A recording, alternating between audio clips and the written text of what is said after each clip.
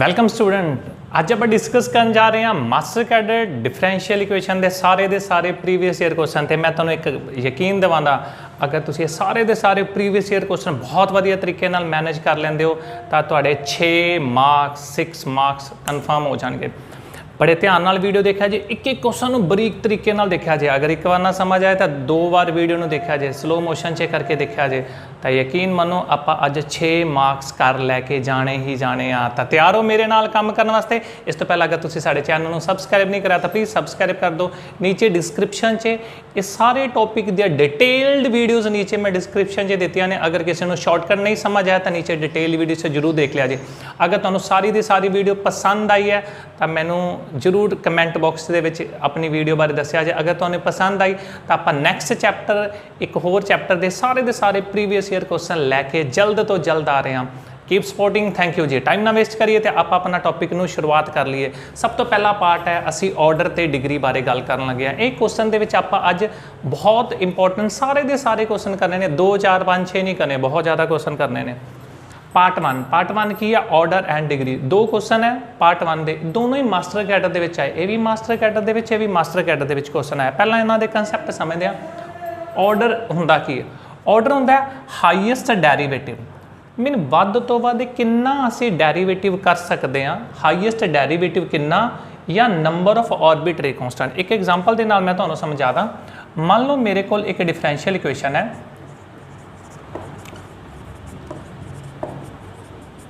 तो इनका ऑर्डर अगर एवें का क्वेश्चन आता है तो तुसीं बोलते हो सर इनका ऑर्डर है 2। Order mean highest derivative. Highest derivative कितना है? 2। हाईएस्ट डेरीवेटिव कितना है? 2। That is order. या एवें भी हो सकता है अगर तुहानूं वाई दिता है, सोल्यूशन दिता है, सोल्यूशन है दिता है AX प्लस दे BX स्क्वायर प्लस दे C दिता है तो A B C arbitrary constants ने। अगर तुहानूं डिफरेंशियल इक्वेशन दी है तो order mean highest derivative, order 2 है। अगर डिफरेंशियल इक्वेशन की बजाय सोल्यूशन दिता है तो तुसीं देखो किन्ने ऑर्बिटरी कॉन्स्टेंट है? 3। तो जिन्ने कॉन्स्टेंट होणगे उन्ना ही ऑर्डर होएगा। कॉन्स्टेंट किन्ने? 3, तो ऑर्डर कितना हो जाएगा? 3 ऑर्डर हो जाएगा। ये तो हो गया इनकी सिंपल जी सिंपल एग्जाम्पल। उस तो बाद वर्ड आता है डिग्री की चीज़ होंगी है। ऑर्डर समझ गए, हाईएस्ट डेरीवेटिव और number of arbitrary constant. Arbitrary constant किन्ने ने? नंबर 2 डिग्री की चीज़ है। डिग्री की होंगी power, power of highest derivative, mean किसी हाईएस्ट डेरीवेटिव की पावर कितनी है, that is called degree. It is a power of highest derivative when differential equation is free from radicals. Radicals का मतलब है जी साडी डिफरेंशियल इक्वेशन होएगी, डिफरेंशियल इक्वेशन होएगी degree दे विच, साडी differential equation दे विच y या y दे उपर 1/3 1/2 फ्रैक्शन च पावर नहीं होनी चाहिए। अपने को अगर पावर तुसी फाइंड आउट करनी है, डिग्री फाइंड आउट करनी है तो उदों साडी differential equation that should be free from radicals, mean fractions नहीं होना चाहिए, उदों ही डिग्री फाइंड आउट करनी चाहिए है। आता सी कंसैप्ट इनके बेस पर आप हुण क्वेश्चन कवर करते हैं। जल्दी शुरू करते हैं, अरब करदा जल्दी। क्वेश्चन नंबर 1 देखो कि question number 1, the order of differential equation of all circles of radius a. पहला क्वेश्चन है आप ऑर्डर लभना है डिफरेंशियल इक्वेशन। आपां नूं किहड़े चाहिए ने? सर्कल ने जिन्हां दा रेडियस की है A, मीन सर्कल दा रेडियस की हो गया A। अगर सर्कल दा रेडियस A है तो A की हो गया फिक्स, इनू असी ऑर्बिटरी कॉन्स्टेंट नहीं बोलांगे। सर्कल दा रेडियस A फिक्स। अच्छा सेंटर फिर की होएगा सर्कल दा? सेंटर कुछ मर्जी हो सकता है। सेंटर मैं जान के लिखदा कुछ भी, सेंटर कुछ भी हो सकता है, वो मैं लिखता HK। तो फिर दसो सर्कल की इक्वेशन की बनेगी? सर्कल होएगा x माइनस कुछ भी दा स्क्वायर, y माइनस कुछ भी k दा square is equal to fixed a दा स्क्वायर। तो आ हो गया सर्कल की इक्वेशन। अगर ये सर्कल की इक्वेशन है, इहदे च a फिक्स है, एच ते के किने कुछ भी हो सकता है। अगर सर्कल का उन्होंने बोलिया सर्कल का रेडियस फिक्स कर दिता है, सेंटर कुछ भी हो सकता है, मीन सेंटर 1 2 हो सकता है, 2 3 हो सकता है, 7 8 हो सकता है, 0 1 हो सकता है, 0 0 हो सकता है, मीन ऑर्बिटरी। लेकिन केड़ी चीज़ फिक्स कही है? रेडियस। तो असी एच के की होणगे? एच के साडे ऑर्बिटरी कॉन्स्टेंट होणगे। तो ये साडी डिफरेंशियल इक्वेशन दे विच, आ साडी इक्वेशन दे विच एच ते के ऑर्बिटरी ए की हो गया फिक्स। तो किन्ने ऑर्बिटरी? 2 arbitrary constant. अगर ऑर्बिटरी कॉन्स्टेंट 2 है ਤਾਂ ਫਿਰ ਇਹਦੀ ਡਿਫਰੈਂਸ਼ੀਅਲ ਇਕੁਏਸ਼ਨ ਦਾ ਫਿਰ ਆਰਡਰ ਕੀ ਹੋਏਗਾ? ਆਰਡਰ ਹੁੰਦਾ ਹੈ ਨੰਬਰ ਆਫ ਆਰਬਿਟਰੀ ਕਾਂਸਟੈਂਟ। ਤਾਂ ਡਿਫਰੈਂਸ਼ੀਅਲ ਇਕੁਏਸ਼ਨ ਦਾ ਆਰਡਰ ਕੀ ਹੋਏਗਾ? ਆਰਡਰ 2। पेपर ਦੇ ਵਿੱਚ ਆਇਆ क्वेश्चन ਆਰਡਰ 2 बी ऑप्शन सही। अगर सेंटर भी ना दिता होंदा, रेडियस भी ना दिता होंदा, जस्ट सपोज करो रेडियस उन्होंने नहीं दिता, सेंटर भी नहीं दिता, रेडियस भी नहीं दिता, मीन एच भी नहीं दिता, के भी नहीं दिता, ए भी नहीं दिता, फिर उनके विच 3 आर्बिटरी कांस्टेंट मीन आर्डर 3 आ जाना सी। उनके अकॉर्डिंग असी क्वेश्चन चेंज कर देना सी, हो जाएगा। Okay, come to next question number 2 ते चलते हैं। नैक्सट क्वेश्चन नंबर 2 ते आते हैं। मज़ा आया? बिल्कुल जल्दी जल्दी करांगे। Order and degree of differential equation. Differential equation च रैडिकल आ रहा है, एक्स च रैडिकल आ जाए कोई चक्कर नहीं, लेकिन सानू वाई ते वाई दे डेरीवेटिव च पावर च फ्रैक्शन नहीं चाहिए। आई रिपीट, वाई और वाई दे डेरीवेटिव च फ्रैक्शन पावर नहीं चाहिए, एक्स तो कोई वास्ता नहीं। तो मैं देखो पता की कर रहा, मैं D Y by D X दी पावर 1/3 एज इट इज़ लिख दिता, बाकी सब कुछ उधर शिफ्ट करता, minus X raise to power 1/4 plus D 2 Y by D X square, plus नहीं उधर की हो गया माइनस। रैडिकल खत्म करने वास्ते आप क्यूब ले रहे हैं, that is D Y by D X minus plus लिख देने minus X raise to power 1/4 minus D 2 Y by D X square raise to power 3। ठीक है जी। ਹੁਣ ਤੁਸੀਂ ਇਹਨੂੰ ਜਦੋਂ एक्सपैंड कर दोगे, ਜਦੋਂ ਤੁਸੀਂ ਇਹਨੂੰ ਸਾਰੇ ਦੇ ਸਾਰੇ ਨੂੰ एक्सपैंड कर दोगे, हाँ जी, ਜਦੋਂ ਤੁਸੀਂ ਇਹਨੂੰ ਸਾਰੇ ਦੇ ਸਾਰੇ ਨੂੰ एक्सपैंड करोगे, देखो ये की बन जाएगा, हाईएस्ट ऑर्डर की हो रहा, order mean highest derivative, order mean highest derivative. दसो जी ऑर्डर कितना है? हाईएस्ट डेरीवेटिव कितना? हाईएस्ट डेरीवेटिव आ रहा है 2, ऑर्डर मीन हाईएस्ट डेरीवेटिव। तो डिग्री की होंगी है? डिग्री की है पावर ऑफ हाईएस्ट डेरीवेटिव। ये जो हाईएस्ट डेरीवेटिव है इनकी पावर कितनी बनेगी जो ब्रैकेट ओपन करोगे? दैट इज पावर बनेगी 3। Order 2 degree 3, order 2 degree 3, option A is the right answer. बहुत ही आसान सी, मजे नाल अपने 2 क्वेश्चन कवर हो गए। चले आगे नैक्सट मूव करते हैं part number 2। Welcome to part 2। Part 2 ਦੇ ਵਿੱਚ ਆਪਾਂ ਐਗਜ਼ੈਕਟ ਡਿਫਰੈਂਸ਼ੀਅਲ ਇਕੁਏਸ਼ਨ ਦੇ ਪ੍ਰੀਵੀਅਸ ਈਅਰ 3 ਕੁਐਸਚਨ ਕਰਨ ਜਾ ਰਹੇ ਹਾਂ। ਜਲਦੀ ਜਲਦੀ ਕਰਦੇ ਹਾਂ, ਟਾਈਮ ਨਹੀਂ ਵੇਸਟ ਕਰਦੇ। ਪਰ ਮੈਂ ਤੁਹਾਨੂੰ ਪਹਿਲਾਂ ਫਿਰ ਵੀ ਇੱਕ ਗੱਲ ਦੱਸਦਾ, ਅਗਰ ਕਿਸੇ ਨੇ ਸਾਡੀ ਸਾਰੀਆਂ ਡਿਫਰੈਂਸ਼ੀਅਲ ਇਕੁਏਸ਼ਨ ਵਾਲੀਆਂ ਪੁਰਾਣੀਆਂ ਵੀਡੀਓਜ਼ ਨਹੀਂ ਦੇਖੀਆਂ ਤਾਂ ਪਹਿਲਾ ਕੰਮ ਕਰੋ, ਤੁਸੀਂ ਸਾਰੀਆਂ ਦੇ ਸਾਰੀਆਂ ਵੀਡੀਓਜ਼ ਦੇਖੋ। 7 8 ਜਿੰਨੀਆਂ ਆ ਚੁੱਕੀਆਂ ਨੇ, ਅਗਰ ਤੁਸੀਂ ਸਾਰੀਆਂ ਦੇ ਸਾਰੀਆਂ ਵੀਡੀਓਜ਼ ਦੇਖਿਆ ਨੇ ਉਸ ਤੋਂ ਬਾਅਦ ਹੀ ਤੁਸੀਂ ਪ੍ਰੀਵੀਅਸ ਈਅਰ ਕੁਐਸਚਨ ਕਰੋਗੇ, ਕਿਉਂਕਿ ਪ੍ਰੀਵੀਅਸ ਈਅਰ ਕੁਐਸਚਨ ਦੇ ਵਿੱਚ ਸਾਰਾ ਦਾ ਸਾਰਾ ਜੋ ਬੇਸ ਹੈ वो प्रीवियस वीडियोज़ दे विच पिया, नीचे डिस्क्रिप्शन च लिंक दिता है। The differential equation this is exact if and only if this is. कहते डिफरेंशियल इक्वेशन पहला क्वेश्चन करते हैं, कहते डिफरेंशियल इक्वेशन एग्जैक्ट है। अच्छा तुसी देखो जो डिफरेंशियल इक्वेशन एग्जैक्ट है, ये रहा एम आ रहा एन। एग्जैक्ट होने का मीनिंग करली एम बाय करली वाई ते curly N by curly x दोनों सेम होने चाहिए।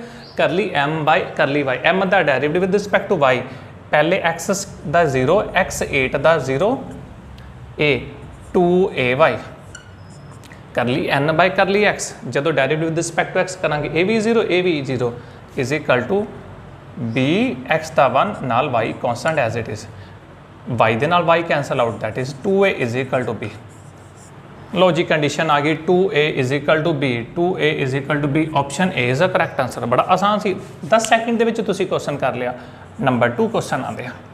एक्चुअल जो नंबर 2 3 ते 4 रूल ने, अगर साढ़े सॉल्व करते करते मैं 1 मिनट गल दसदा नाल ऐड करदा, अगर m D x plus n D y is equal to 0 equation दे विच मैं याद करदा होया curly N by curly x minus curly M by curly y, curly n upon m, आ देख रहे हो एम नीचे भी m is equal to function of a वाला फंक्शन ऑफ वाई होए।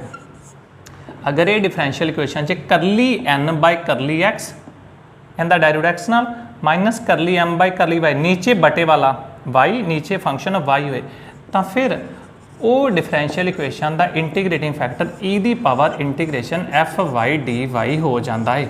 अगर इनके बजाय ये तो हो गया अपना ऑप्शन नंबर बी करैक्ट हो गया, पर बाय चांस अगर क्वेश्चन एक्स्ट्रा कोई होर आ जाए, मैं एक क्वेश्चन खत्म हो चुका, आई रिपीट, अगर लेकिन करते करते M D X N D Y करते करते इनका उल्टा आ जाए, वो आ जाता होंगे करली एम बाय करली वाई, अगे कर दो करली एन बाय करली एक्स, ठीक है जी।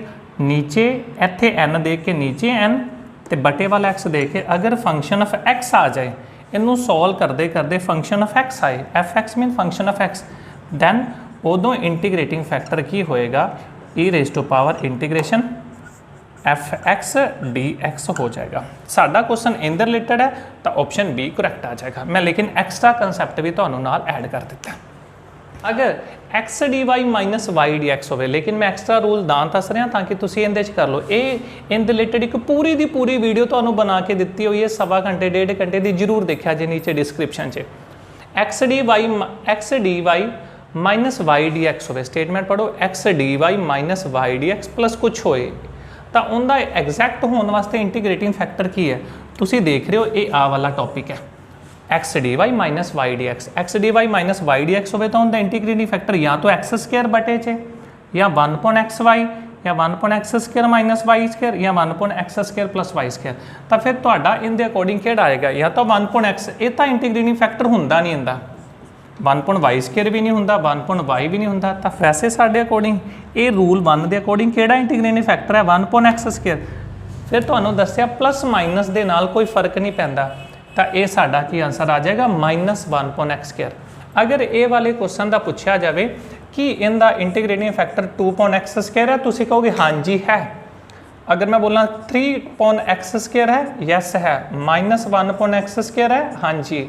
मीन ए डिफरेंशियल इक्वेशन का कोई मर्जी इन्होंने चारों चो हो सकता सी, लेकिन 1/x² है नहीं कोई, तो ये माइनस है, तो असी यही सही आंसर बोल देंगे। क्वेश्चन नंबर 3 का ऑप्शन की आ जाएगा ए। आसान सी क्वेश्चन, पर पहला पिछे वाली वीडियो देखी है, उन्होंने वास्ते आसान है। नैक्सट चलते हैं, पार्ट 3 है लीनियर डिफरेंशियल इक्वेशन। आज पहला लीनियर डिफरेंशियल इक्वेशन का कंसैप्ट पढ़ते हैं, फिर क्वेश्चन पढ़ांगे। लीनियर डिफरेंशियल इक्वेशन होंगी है dy/dx plus py is equal to q type. इनदे च जो p ते q होणगे, ये दोनों दे दोनों की होणगे function of x only, dy/dx plus py is equal to q। p and q इनके फंक्शन होंगे जो नीचे दिता है, this p and q are function of x only. तो ये वाली डिफरेंशियल इक्वेशन का इंटीग्रेटिंग फैक्टर की होएगा, याद करते हैं, e raise to power integration of p dx। तो अगर इनका पूछा जाए सोल्यूशन की है, that is y into integrating factor is equal to integration start q into integrating factor dx plus c। यह है साढ़े लीनियर डिफरेंशियल इक्वेशन का कंसैप्ट, 2 लाइन इधर तो 2 लाइन इधर। हुण आपां क्वेश्चन की स्टेटमेंट पढ़ते हैं। हाँ जी, कहते हैं क्वेश्चन 1 जो मास्टर कैडर के पेपर से है, पार्ट 3 अपनी वीडियो का, the integrating factor of this differential equation is, मैं डिफरेंशियल इक्वेशन लिख लेना, दैट इज cos x।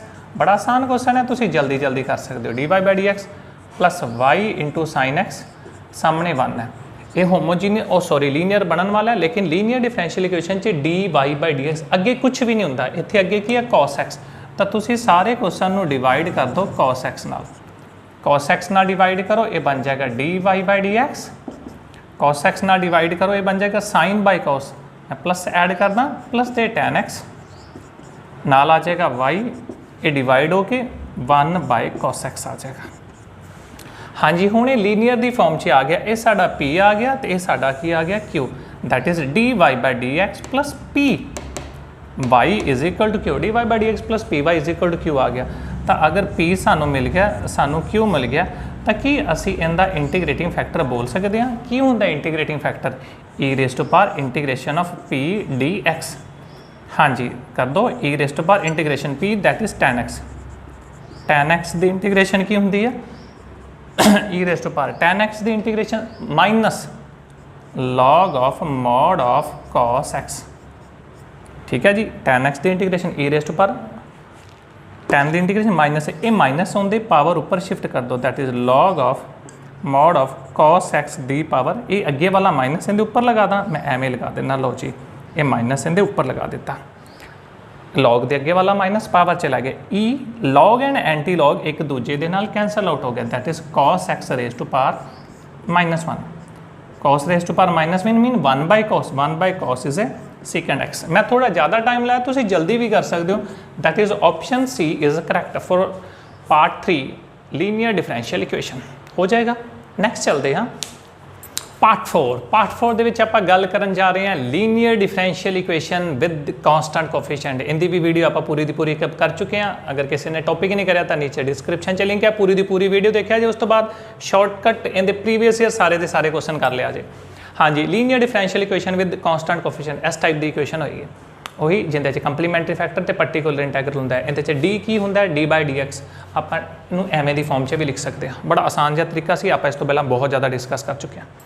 ਹਾਂਜੀ, ਪਹਿਲਾ ਕੁਐਸਚਨ ਹੈ d²y/dx² + a² y sin ax। ਇਹਦਾ ਕੀ ਫਾइंड आउट ਕਰਨਾ ਹੈ, ਪਾਰਟੀਕੂਲਰ ਇੰਟੈਗਰਲ ਫਾइंड आउट ਕਰਨਾ ਹੈ। ਤੁਹਾਨੂੰ ਪਤਾ ਹੈ ਇਹਦਾ ਪਾਰਟੀਕੂਲਰ ਇੰਟੈਗਰਲ ਕਿਵੇਂ ਫਾइंड आउट ਕਰਦੇ ਹਾਂ। ਸਭ ਤੋਂ ਪਹਿਲਾਂ ਇਹ ਡਿਫਰੈਂਸ਼ੀਅਲ ਇਕੁਏਸ਼ਨ ਨੂੰ ਤੁਸੀਂ ਆਸਾਨ ਤਰੀਕੇ ਨਾਲ ਲਿਖ ਲਓ। ਪਹਿਲਾ ਕੁਐਸਚਨ ਹੈ, ਬੜੇ ਧਿਆਨ ਨਾਲ ਸਟੇਟਮੈਂਟ ਲਿਖ ਲਿਓ। ਇਹਨੂੰ ਕੀ ਬੋਲਦੇ ਹਾਂ, d² + a² ਕਾਮਨ ਕੀ ਆ ਗਿਆ y = sin of ax।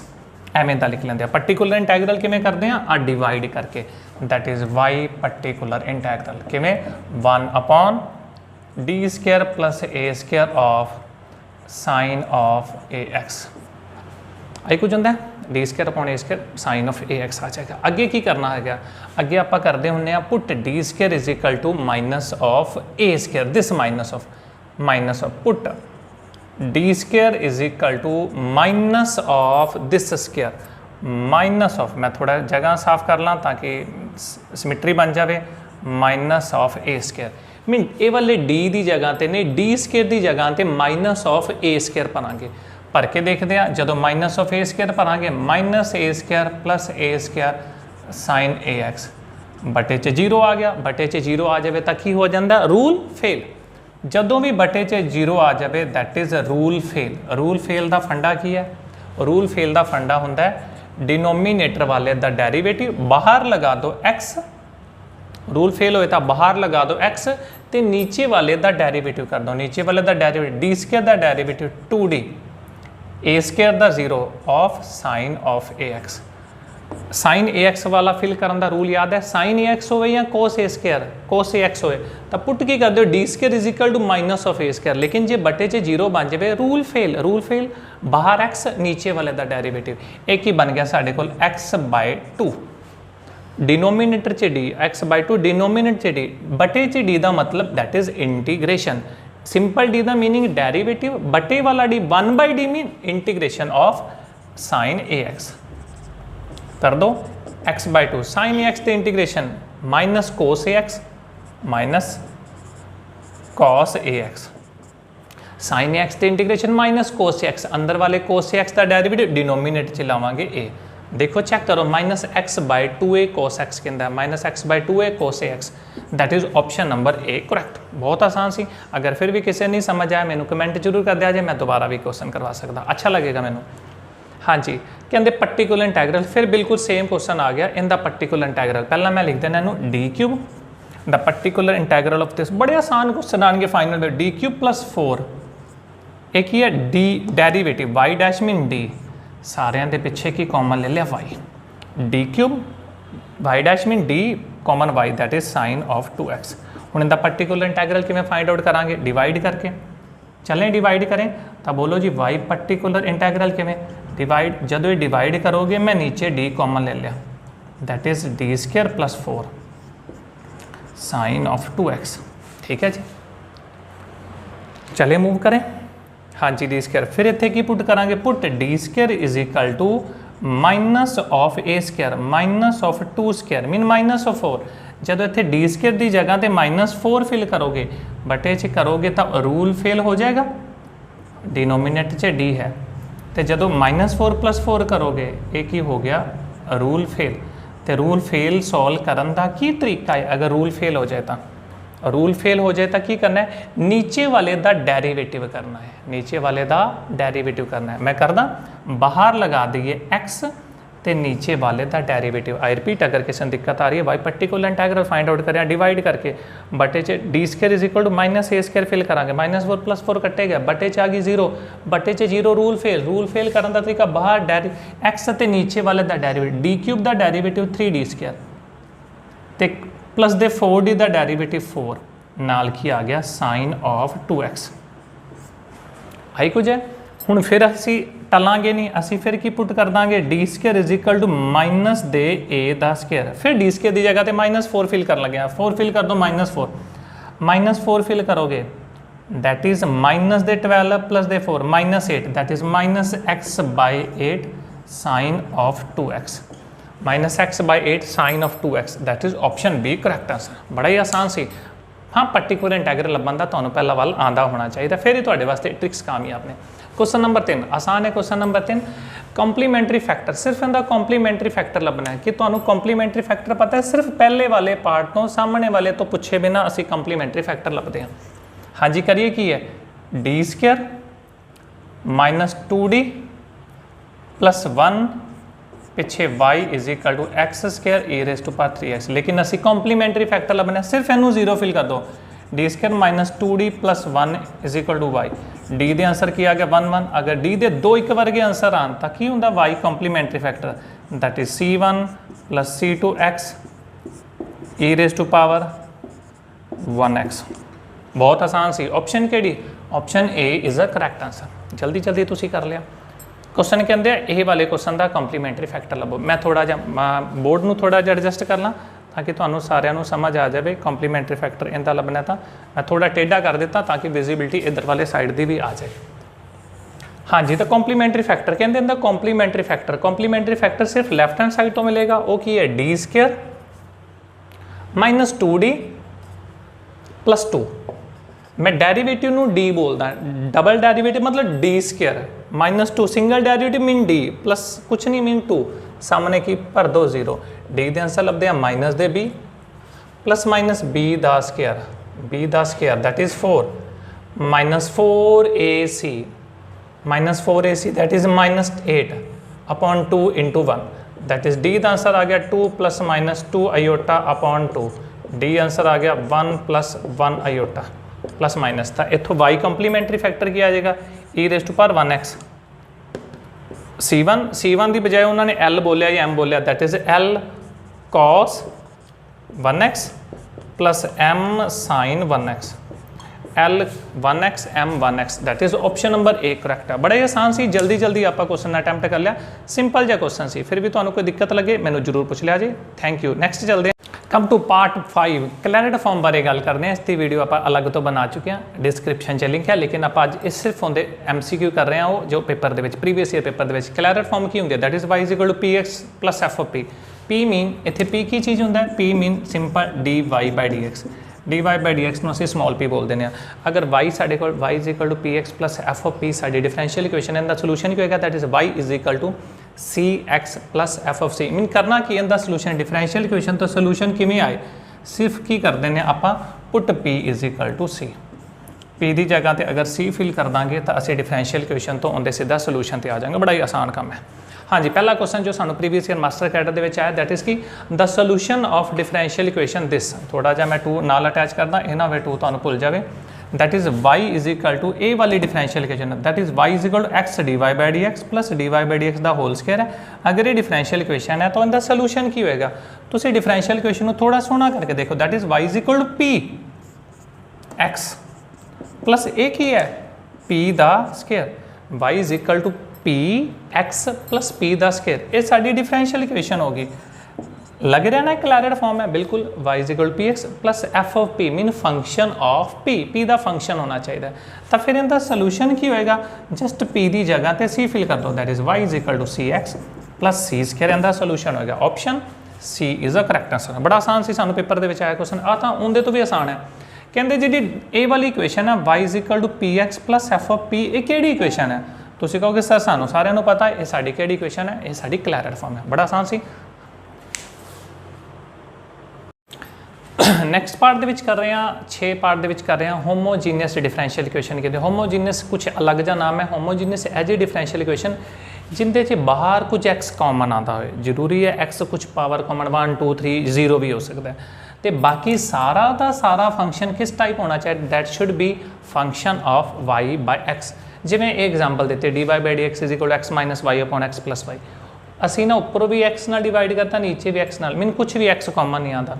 बाकी सारा का सारा फंक्शन असी किमें दी फॉर्म च लिखता that is function of y/x type का। सेम एक और एग्जांपल दी है, ऊपर भी एक्स स्क्वायर ना डिवाइड कर दो, नीचे भी एक्स स्क्वायर ना डिवाइड करो, सॉल्व करोगे एक्स कुछ कॉमन नहीं आएगा। सारे दे सारे फंक्शन ऊपर एक्स स्क्वायर नीचे एक्स स्क्वायर ना डिवाइड करके इस टाइप का बन गया। एक किस टाइप का फंक्शन है it is a function of Y by x. Same आ वाला क्वेश्चन एक्स कॉमन ले लिया, बाकी जो बचा सारा का सारा फंक्शन है वो किस टाइप है, it is function of Y by X sorry. तो ये सारी डिफरेंशियल इक्वेशन असीं की बोलते हैं, होमोजीनियस डिफरेंशियल इक्वेशन। एक क्वेश्चन आया बड़ा ही वधिया पेपर दे विच आया क्वेश्चन, कहते डिफरेंशियल इक्वेशन दिस इज़, कहते किहड़ी डिफरेंशियल इक्वेशन है। मैं पहला ना इनू थोड़ा सही करदा, आ डी एक्स मैं उधर शिफ्ट कर रहा, e raise to power x by Y 1 minus x by y into d y, दूजे पासे शिफ्ट करता, that is minus of 1 plus e raise to power x over y नाल d x, D Y by D x कर दो, d Y by D x कहते एक को ला गया, minus of 1 plus e the power x by y, divide कर दिता ई दी power x by Y 1 minus x by Y. फिलहाल तो इन्नी गल समझ आ रही D Y by D X. एक मिनट मैं अगर सारी क्वेश्चन बड़े ध्यान नाल देखा, माइनस ए वाला 1 प्लस ई दी पावर, थोड़ा जिहा एडजस्ट कर रहा तो समझ आ जाना, e the power plus 1 upon y by x, ये एक्स बाय वाई नूं या लिख सकदा 1 अपॉन वाई बाय एक्स, नीचे e the power 1 upon y by x, 1 minus x by y नूं 1 अपॉन वाई बाय एक्स। तुसीं बड़े ध्यान नाल देखो सारा दा सारा function y by x y by x y by x type आ गया। मैंने कुछ एक्स्ट्रा नहीं दिखना चाहिए, हाँ जो दिखे बाहर एक्स दिख जाए एक्स स्क्वायर, लेकिन कोई फालतू का होर वाई नहीं दिखना होना चाहिए। अगर सारा का सारा function y by x type दिखाई दे रहा, that is function of Y by x आ रहा जी, फंक्शन ऑफ एक्स कोई भी नहीं, माइनस का कोई चक्कर नहीं, it is a full function of Y by x type. हाँ माइनस है लिखना तो लिख सकते हो, लेकिन कोई भी एक्स कॉमन नहीं आया। अगर एक्स आ जाता 1 2 3 4 5 6 नो इशू, कोई इशू नहीं सी, ये सारा का सारा फंक्शन वाई बाय एक्स आ गया, तो फिर एक किहड़ी डिफरेंशियल इक्वेशन होगी, साड़ी होमोजीनियस डिफरेंशियल इक्वेशन होगी। बहुत आसान सी homogeneous differential equation. Okay next चलते हैं। लास्ट पार्ट दे विच आपां गल करन गए ऑर्थोगोनल ट्रैजेक्टरी दे previous year master cadre question. एक ही है, अगर साडे कोल साडी फैमिली है, साडी फैमिली डिफरेंशियल इक्वेशन च की कुछ हुंदा है, साडी फैमिली दे विच बड़े ध्यान नाल सुन लो। पहला तो एक साडी फैमिली च एक्स हुंदा है, वाई हुंदा है, ते D Y by D X हुंदा है, ये साडी फैमिली है। अगर साडी फैमिली तो परपेंडिकुलर फैमिली च जाना है, मतलब 90 डिग्री वाली फैमिली च जाना है, तो असीं की करांगे, एक्स नूं एक्स रहन दांगे, वाई नूं वाई रहन दांगे, लेकिन असी d Y by D x नूं माइनस दे D x by d, orthogonal mean perpendicular family च जाना होए तो रूल की है चेंज करन दा, change D Y by D x नूं किंदे च चेंज कर देना, माइनस दे D x by D Y च चेंज कर देना।